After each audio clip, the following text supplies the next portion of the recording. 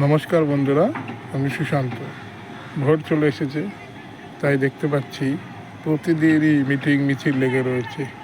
সমস্ত দলের প্রার্থীরা জনগণের সেবা করার জন্য কী হারে যে কী করছে, যেখানে সেখানে গলিতে ঢুকে যাচ্ছে, যাত্রার বাড়িতে ঢুকে যাচ্ছে, কোথায় শূন্য ঢুকে যাচ্ছে, কোথায় কেউ রান্না করছে সেখানে পড়ছে।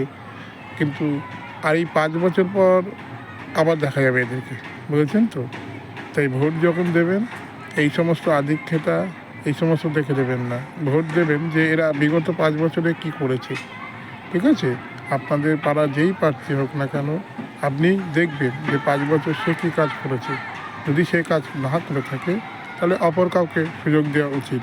কারণ 5 বছর পর্যন্ত যে কাজ করেনি সে পরে 5 বছর করবে না।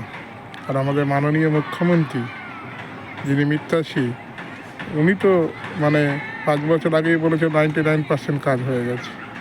এই আমরা দেখতে পাচ্ছি 99% কাজ। পিচের রাস্তা ভেঙে সেখানে পাথর বানানো হয়ে গ্রামের রাস্তা করা হচ্ছে। ঠিক আছে, তার বুঝিয়ে দিচ্ছে ভাই গাড়ি ঘোড়া এখানে চলতে হবে না, এখানে তোমরা গরুর গাড়ি চালাও। সব জায়গায় বলবে 294 কেন আসনে উনি প্রার্থী।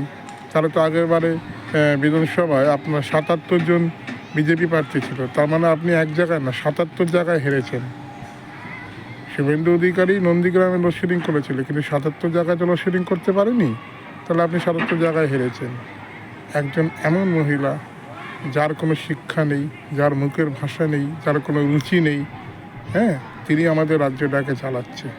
আর যত সমস্ত শিক্ষিত লোকেদের যারা আছে তাদেরকে বুঝিয়ে দিতে হবে যে এই ভোটটা অশিক্ষিত, সিন্ডিকেট রাজ, গুন্ডারাজ, দুর্নীতির বিরুদ্ধে ভোট। ঠিক আছে, ওই পিচের রাস্তা ভেঙে পাথর বাঁচিয়ে আর লোক নয়। ভোট এলেই মনে পড়ে রাস্তা খুঁড়তে হবে, রাস্তায় কাজ করতে হবে। সারা বছর তোমাদের মনে থাকে না, বড় বড় বাড়ি তৈরি করছে, বিল্ডিং তৈরি করছে, সেই বিল্ডিংগুলোর নিকাশি ব্যবস্থা কিছু নেই, ইলেকট্রিসিটি কিছু নেই। বর্ষাকালে জল জমে অর্ধেক লোক মরছে, ওর ঘরে দায় চাপিয়ে দেয়। এই যে গ্যাসের দাম বেড়েছে, গ্যাসের দাম বলে এত মিটিং মিছিল হচ্ছে। কি একটা গ্যাস প্রতি কেন্দ্র সরকার হয়তো 25 টাকা পায়, রাজ্য সরকার পায় 251 টাকা। কারণ রাজ্য সরকার ওখান থেকে 100 টাকা কমাতে পারছেন না। তেলের দাম কত, সেখান থেকে নিজের ট্যাক্সটা ছাড়ুক। ইলেকট্রিক বিল সব থেকে বেশি আমাদের রাজ্যে। এইসব নিয়ে কোনো ভোট হবে না। ভোট হচ্ছে মন্দির মসজিদ। কী হবে মন্দির মসজিদ করে? আমাদের মন্দিরও দরকার নেই, আমাদের মসজিদও দরকার নেই। আমাদের দরকার কাজ, শিল্প। আগে মানুষ কাজ করে বেঁচে থাক। ভগবান চায় মানুষ কাজ করুক। সারাদিন আমি মন্দির মসজিদে গিয়ে পড়ে থাকি, আমার পেটে ভাত জুটবে না? ভগবান এসে আমার হাতে দিয়ে দেবে যে ভাই এনে সারাদিন মন্দিরে বসেছিলিস, 1 কেজি চাল 1 কিলো আলু নিয়ে বাড়ি গিয়ে রান্না করে খা। হবে না। ভগবানও চায় আমরা কাজ করি, খাটি, পরিশ্রম করি, দুটো পয়সা রোজগার করি। ঠিক আছে, ওই ভাউতা দিয়ে আমাদের চলবে না।